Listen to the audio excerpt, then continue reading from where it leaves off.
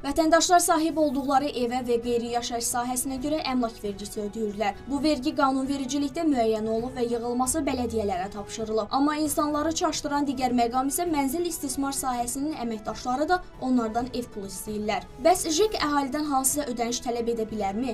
Vətəndaşların sözlərinə görə onlar ödədikləri pulun qarşılığında yalnız JEK-in zibil tullantılarına götürdüklərini bildirirlər. Məsələ ilə bağlı Milli Azad İqtisadçı ekspert Lusan Ataşiyev bildirib ki, qanunvericiliyə görə bu qurumların belə bir haqqı yoxdur. Çünki əvvəllər JEK-lərin üzərinə götürdüyü səlahiyyətlər indi bələdiyyələrə aiddir. Bəzi vətəndaşlardan tələb olunan ev pulundan isə söhbət gedə bilməz. Vergilər bələdiyyəyə ödənilir. Bununla belə vətəndaşlar əmlakını özəlləşdirir. Sovet dövründə bu mənzil kommunal idarələri ona görə fəaliyyət göstərirdilər ki, evləri dövlət tikib vətəndaşlara verirdi.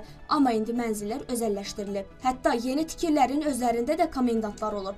Bir binada həm özəl, həm də dövlət mülkiyyəti ev varsa, bu zaman özəl evin sahibi nə etməlidir? Məsələ ilə bağlı hüquqşünas Roman Qaraşov qeyd edir ki, özəl mülkiyyət sahibi əgər özü istəyirsə, mənzil istismar sahələrini müqavilə bağlayıb, onların hansısa xidmətindən ödənişlə istifadə edə bilər. Əks halda onlardan ödəniş tələb olunması qanunsuzdur. Ekspertlərin sözlərinə görə gələcəkdə JEK-lərin ləğvi nəzərdə tutulur.